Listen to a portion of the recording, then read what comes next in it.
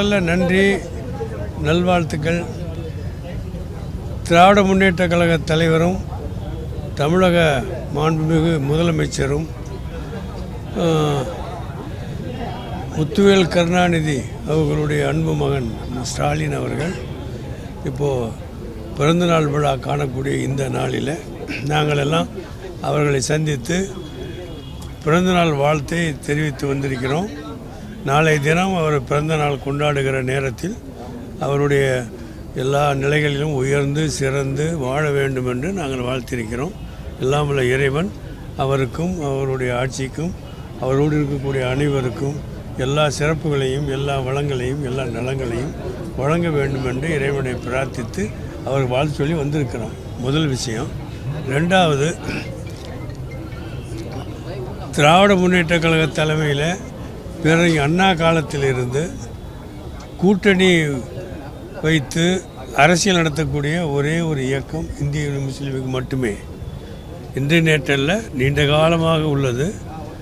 அந்த பாரம்பரியத்தை ஏற்ப பேரறிஞர் அண்ணா காலத்திலிருந்து முத்தமிழறிஞர் கலைஞர் காலத்திலிருந்து ஒவ்வொரு தேர்தல், சட்டமன்ற தேர்தல் வருகிற நேரத்திலும் பாராளுமன்ற தேர்தல் வருகிற நேரத்திலும் இந்திய யூனியன் முஸ்லீம் லீகை அழைத்து முதலில் கையெழுத்து வாங்கக்கூடிய பழக்கத்தை தொடர்ந்து பேணி வருகிறார்கள். அந்த அடிப்படையில் இன்றைய தினம் எங்களையும் முதலிலே அழைத்து எங்களை கையெழுத்து போட செய்திருக்கிறார்கள்.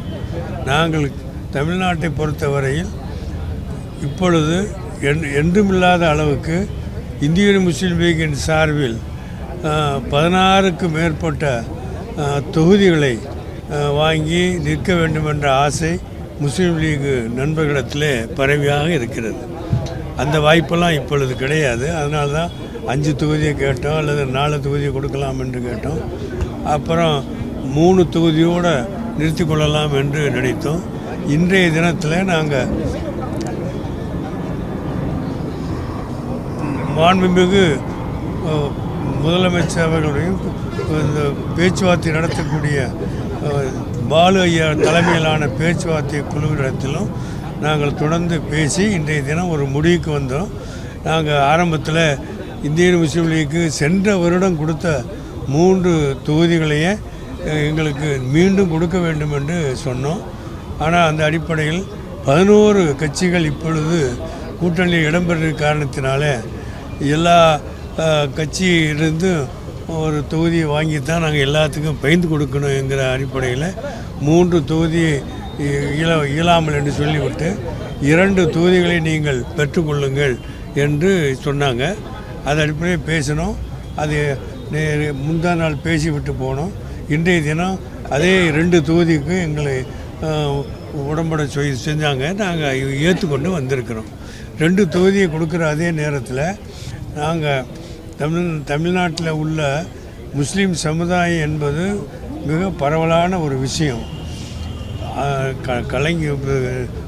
பிற என்ன காலத்திலிருந்து திராவிட முன்னேற்ற கழக ஆட்சிக்கும் அதனுடைய தலைமைக்கும் தமிழ்நாட்டில் உள்ள முஸ்லீம் சமுதாயம் ஒட்டுமொத்தமான தனது ஆதரவை தொடர்ந்து கொடுத்து கொண்டிருக்கிறது. அதுதான் இப்பொழுது நடக்கும். வரக்கூடிய தேர்தலில் அதுதான் நடக்கும். இந்திய முஸ்லீம் லீகை பொறுத்தவரையில் ஒரு அரசியல் கட்சி என்று மட்டும் இதை கருதி விடாமல் தமிழ்நாட்டில் வாழக்கூடிய முஸ்லீம் சமுதாயத்துடைய பிரதித்துவ சபை என்கிற அளவுக்கு எல்லாரும் ஏற்றுக்கொண்டிருப்பாங்க. அதுதான் உண்மையும் கூட. அந்த அடிப்படையில் தமிழ்நாட்டில் உள்ள முஸ்லீம் சமுதாயம் ஒட்டுமொத்தமாக திராவிட மாடல் ஆட்சிக்கு எங்களுடைய முழு ஆதரவையும் கொடுக்க வேண்டும் முடிவு செஞ்சுருக்கிறாங்க. அந்த அடிப்படையில் தான் நாங்கள் 2 தொகுதிகளை இப்போ பெற்றுக்கொண்டு வந்திருக்கிறோம். அதே நேரத்தில் பாண்டிச்சேரியில் நடக்கக்கூடிய தேர்தலில் இங்கே தமிழ்நாட்டில் எங்களுக்கு 3 தொகுதி கொடுத்துருக்கிறீங்க. அந்த 3 தொகுதியில் ஒன்றை நாங்கள் தியானம் பண்ணியாச்சு. 2 தொகுதியில் எங்களுக்கு உடன்பாடு செய்திருக்கிறோம். அதோடு இல்லாமல் அடுத்த உள்ள பாண்டிச்சேரியில் இந்திய முஸ்லீம் லீகிற்கு ஒரு தொகுதியை நீங்கள் ஒதுக்கி தர வேண்டும் என்று நாங்கள் கேட்டோம்.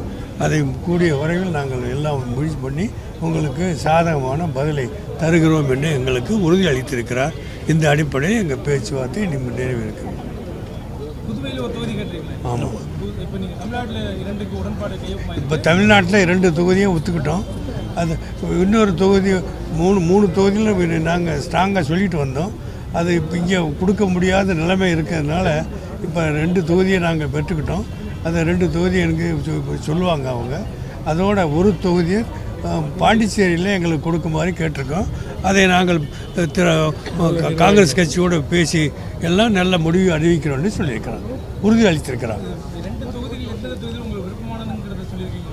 அதை இன்னும் நாங்கள் சொல்லலை. ஏன்னு சொன்னால் நாங்கள் முதல்ல 16 தொகுதிகள் நாங்கள் அடிக்கடி சொல்லியிருக்கோம். தமிழ்நாடு முழுவதும் திருநெல்வேலியிலிருந்து சென்னைக்கு வரைக்கும் 16 தொகுதிகளை நாங்கள் அடிக்கடி சொல்லி வந்திருக்கோம்.